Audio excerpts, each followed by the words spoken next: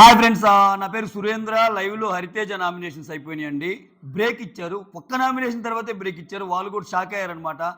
ఏంటి నామినేషన్స్ కంటిన్యూస్గా ఉంటాయని చెప్పి ఫుడ్, బాత్రూమ్ అంతా కంప్లీట్ చేసుకొని వస్తే ఇంత ఈజీగా బ్రేక్ ఇచ్చారా అని. హరితేజ నామినేషన్స్ గురించి మాట్లాడదామండి. హరితేజ నామినేషన్స్ చూస్తే అల్లాడిచ్చింది అనిపించింది. యష్మిని చాలా బాగా ఎక్స్పోజ్ చేసింది అనిపించింది. నేను ఏదైతే చెప్పానో, అంటే మన రివ్యూస్ రెగ్యులర్గా చూసే వాళ్ళకి అర్థమైద్ది. మణికంఠ ఫుడ్, యష్మి ఫుడ్ విషయంలో నేను యష్మి ఫుడ్ విషయాన్ని ఎందుకు తప్పు పడతా ఒక రీజన్ చెప్పాను. యాజ్ ఇట్ ఈజ్ అయ్యే పాయింట్స్ ఉండటంతో కాకుండా ఇంకొక కొత్త పాయింట్ యాడ్ చేసింది హరితేజ. సూపర్ అనిపించింది నాకు. సో నెక్స్ట్ నామినేషన్ పృథ్వీని చేసింది. పృథ్వీకి ఇచ్చిన రీజన్ కూడా చాలా ఆప్ట్ అనిపించింది. సో హరితేజ పాయింట్స్ పెట్టే వే చూస్తుంటే మాత్రం ఎక్స్ట్రాడినరీ అనిపించింది.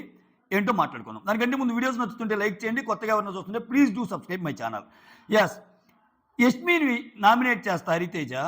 సో డెసిషన్స్ అనేవి నువ్వు ఒకరి విషయంలో ఒకలాగా, ఇంకొకరి విషయంలో ఇంకొకలాగా తీసుకుంటావు. కరెక్టా కాదా? ఇది ఖచ్చితంగా కరెక్టే.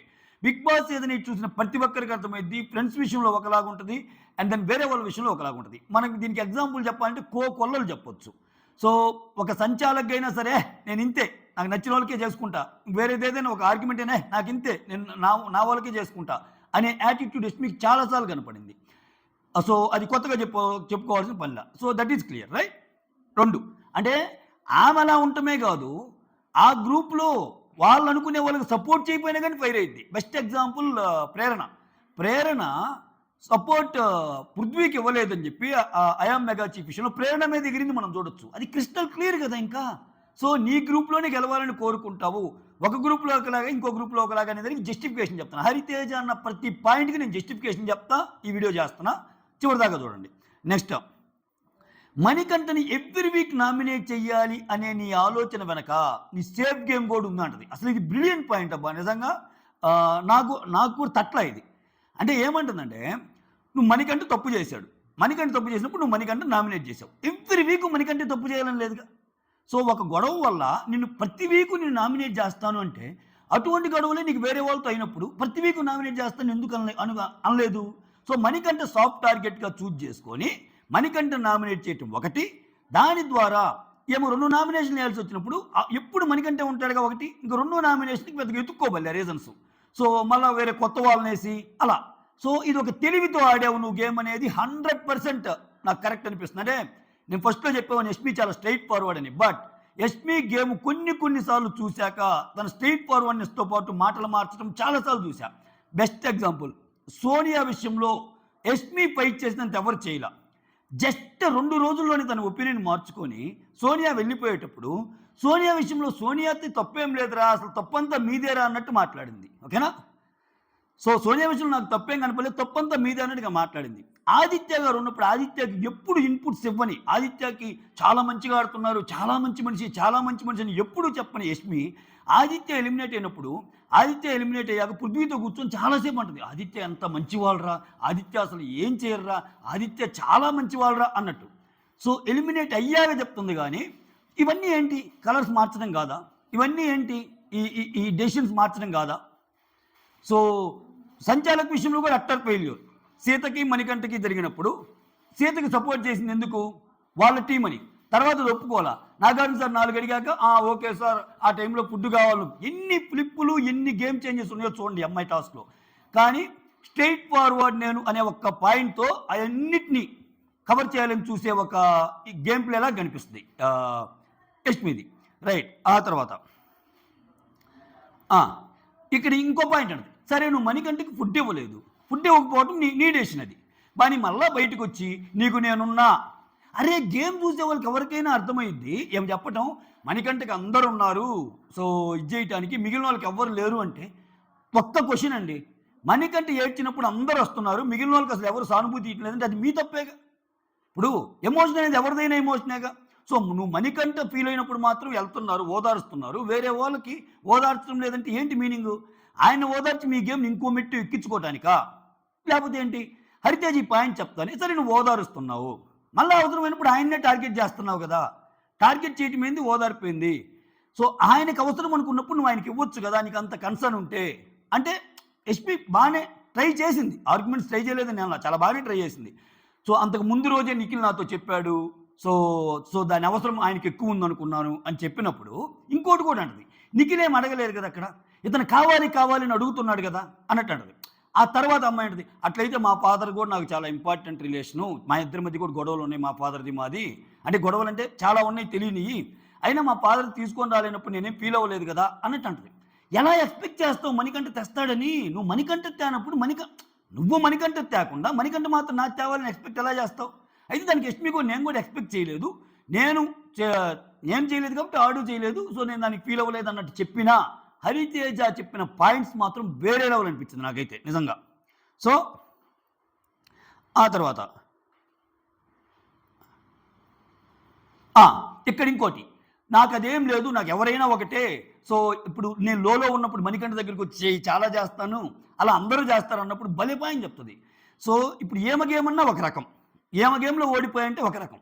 పృథ్వీ ఓడిపోయినప్పుడు నువ్వు ఎక్కి ఎక్కి ఏడ్చావు, గుక్కబెట్టి ఏడ్చావు, సో వేరే వాళ్ళు ఏడ్చిపోతే అలా ఉండేదానివా అంటే నువ్వేంటి, నువ్వు ఒక కొంతమంది విషయంలోనే, అందుకే ఆ ఫస్ట్లోనే నేను చూడండి, డెసిషన్ చేసుకునే విషయంలో ఒకరి విషయంలో ఒకలాగా ఇంకొకరి విషయంలో ఇంకోలాగా అన్నదానికి మొత్తం జస్టిఫికేషన్ పాయింట్స్తో సహా చెప్పింది.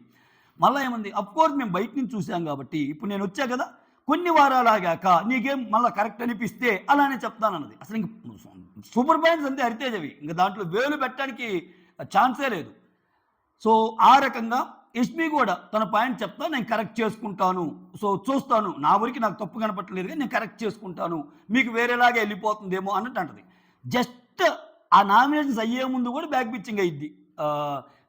విష్ణుప్రియ, సీత, నిఖిల్ అందరూ మణికంఠ గురించే మాట్లాడుకుంటూ ఉంటారు. సో మణికంఠ చాలా క్లవర్గా ప్లే చేస్తున్నాడే అది ఇది అని సీత అంటది. ఇన్ని జరిగినా మళ్ళా నెక్స్ట్ ఏమో విష్ణుప్రియ, నీకు నచ్చిన వాళ్ళకి వేయలేవే, నీకు మణికంఠ మీద ఉంటే వేసేయి అన్నట్టు. ఇదంతా ఏంటి, గేమ్ కాదా? అయిపోయిందిగా, ఆయన మీద వేసేసారు కదా, ఆయన మీద జైలుకి వేసేసారు, నెగిటివ్ ట్యాగ్లు ఇచ్చారు, అట్ ద సేమ్ టైం ఏదైనా ఆయనకి ఇచ్చేసారుగా.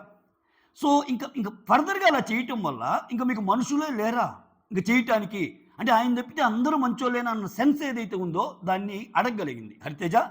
సూపర్ అంతే, రైట్. తర్వాత పృథ్వీ విషయంలో కూడా ఆ పాయింట్స్ చాలా కరెక్ట్గా ఉన్నాయి. పృథ్వీకి కూడా వాదించుకోవడానికి చేత కాదు, ఎందుకో చెప్తా చూడండి. పృథ్వీ విషయంలో ఆమె నువ్వు స్ట్రాంగ్ ప్లేయర్ అంటానే, చూడండి పృథ్వీ విషయంలో చాలా బాగా చెప్పింది, నువ్వు స్ట్రాంగ్ ప్లేయరే, ఎప్పుడు నువ్వు ఇండివిజువల్గా ఆడుకో, సో నీకంటూ నువ్వు టాస్క్లో స్ట్రెంగ్త్తో ఆడతావు, ఎంత స్ట్రెంగ్త్తో ఆడతావో అంతే ఆరోగెన్స్తో కూడా ఆడతావు. సో నువ్వు మెగా చీఫ్ అయ్యేటప్పుడు అయామ్కి మధ్య స్పేస్ విషయంలో నిన్ను మీరందరూ ఇన్ఫ్లుయెన్స్ చేశారు, సో నువ్వు ఇన్ఫ్లుయెన్స్ అయ్యావంటే నేనేం ఇన్ఫ్లుయెన్స్ కాలేదు, నేను కూడా అదే అనుకున్నాను అంటాడు. ఆ గేమ్ చూసే ప్రతి ఒక్కరికి తెలుసు ఆ పర్టికులర్ వీక్ మెగా చీఫ్ అవ్వకపోవటానికి నిఖిల్ని అడుగుతాడు. సో బయట ఉంటే చూసుకోండి లైవ్లో, అరే ఐకి ఆమ్కి మధ్య స్పేస్ ఉంటుందారా అని అడిగితే అరే ఏం ఉండదురా అయ్యాం అన్నట్టు అంటాడు ఆయన. అయామ్ అనేది ఒకే లెటర్ అన్నట్టు అంటాడు. ఆమెని నేను తర్వాత ఓడిపోయాకైనా సరే నిఖిల్ అరే ఏంట్రా రాంగ్గా గైడెన్స్ చేసావని ఏం అనలేదు. సో నువ్వు ఫ్రెండ్స్ అనే టార్గెట్లో ఫ్రెండ్స్ నేను ఇన్ఫ్లుయెన్స్ చేస్తే ఇన్ఫ్లుయెన్స్ అయిపోయి, సో అలా ఉండటం కంటే నీకై నువ్వు నీ బ్రెయిన్ నువ్వు, అంటే నువ్వు వేరే బ్రెయిన్స్తో థింక్ చేయొద్దు, నీ బ్రెయిన్తో నువ్వు థింక్ చేసి ఆడితే వేరే లెవెల్ ఉంటుందేమో అన్నట్టు. ఓకే, ఇంకో మాట కూడా అంటది, ఈరోజు నీ పక్కన ఉన్నారు చాలామంది, ఇప్పుడేంటి భలేంది మాట, సో పోను అందరూ ఉండొచ్చు ఉండకపోవచ్చు. ఇప్పుడు ఇనీషియల్గా నిఖిల్, పృథ్వీ, అభయ్, సోనియా బాగుండేవాళ్ళు, అసలు యష్మి కూడా రాకముందు ఈ గ్రూపే, ఈ నలుగురే గ్రూపు, యష్మి, ప్రేరణ వీళ్ళు ఉండేవాళ్ళు, ఎందుకంటే సోనియా ఉన్నప్పుడు అక్కడికి వెళ్ళడానికి భయం వీళ్ళకి. సో అప్పుడు ఎవరు ఉండేవాళ్ళు, నిఖిల్, పృథ్వీ, సోనియా, అభయ్ ఉండేవాళ్ళు. ఆ క్లాన్లో అభయ్ వెళ్ళిపోయాడుగా, ఆ గ్రూప్లో అభయ్ వెళ్ళిపోయాక సోనియా వెళ్ళిపోయిందిగా. సో ఆ ఎగ్జాంపుల్ని ఇండైరెక్ట్గా కోట్ చేస్తా చెప్పే వే నాకు చాలా బాగా నచ్చింది హరితేజ. సో పోను నీ పక్కన ఉండే వాళ్ళు ఉండొచ్చు ఉండకపోవచ్చు, అంటే రేపన్న రోజు యష్మి వెళ్ళిపోవచ్చు, నిఖిలే వెళ్ళిపోవచ్చు అన్నది, వాళ్ళు వెళ్ళిపోతారని కాదు, నువ్వు ఉండొచ్చు. సో అటువంటిప్పుడు నువ్వు ఇండివిజువల్గా ఎప్పుడైతే గేమ్ ఆడటం స్టార్ట్ చేస్తావు అప్పుడు ఆ గేమ్కి వేరే లెవెల్ ఉంటుంది అన్నది చెప్పిద్ది అనమాట. సో నేనైతే దీన్ని యాక్సెప్ట్ చేయటం లేదు, అది నేనే థింక్ చేశాను. ఆ అయామ్ మధ్య స్పేస్గా అనేది నాకేమీ వేరే వాళ్ళు నన్ను ఇన్ఫ్లుయెన్స్ చేస్తున్నట్టు నేను ఏమీ అనుకోవటం లేదు. నేను ఒక క్లాన్లో ఉన్నప్పుడు ఆ క్లాన్లోనే ఆడతాను, ఇది క్లాన్ టు క్లాన్ గేమ్ అన్నట్టు అంటది. అక్కడ హరితేజ అంటది క్లాన్ టు క్లాన్ గేమ్ అయినా ఇండివిజువల్ గేమ్ కూడా ఉంటుంది కదా. ఇప్పుడు ఒక క్లాన్ టు ఒక క్లాన్ అంటే రేపు క్లాన్ మొత్తానికి బిగ్ బాస్ అవార్డు ఇవ్వడుగా, 50 లక్షలు విన్నింగ్ ప్రైజు, క్లాన్లో ఒకటికేగా. క్లాన్లో నువ్వు మెంబర్ అయినా నీ ఇండివిజువల్ గేమ్ ఆడమని ఆమె చెప్తుంది, ఆ సెన్స్ అనేది ఆయనకు అర్థం కాల. సో క్లాన్ టు క్లాన్ గేమే నడుస్తుంది. క్లాన్ టు క్లాన్ అయినా నీ ఇండిపెండెంట్‌గా ఆడు. రేపన్న రోజు నీ క్లాన్‌లో ఉండేవాళ్ళు పక్కన ఒకరు ఎలిమినేట్ అయితే. క్లాన్‌లో ఉన్నప్పుడు క్లాన్‌కి ఆడాలి. ఇప్పుడు అది గ్రూప్ గేమ్ అంటే, అది గ్రూప్ గేమ్ ఎలా అయిద్ది? ఇప్పుడు నువ్వు చీప్ అయ్యావనుకో, నువ్వు చీప్ అయితే ఇమ్యూనిటీ వచ్చేది ఎవరికి? నీకేగా, నీ గ్రూప్ మొత్తానికి రాదుగా. ఆయన ఎలా ఆలోచిస్తున్నాడంటే పృథ్వీ, సో మా గ్రూప్‌కి పెట్టిన గేమ్ గదా!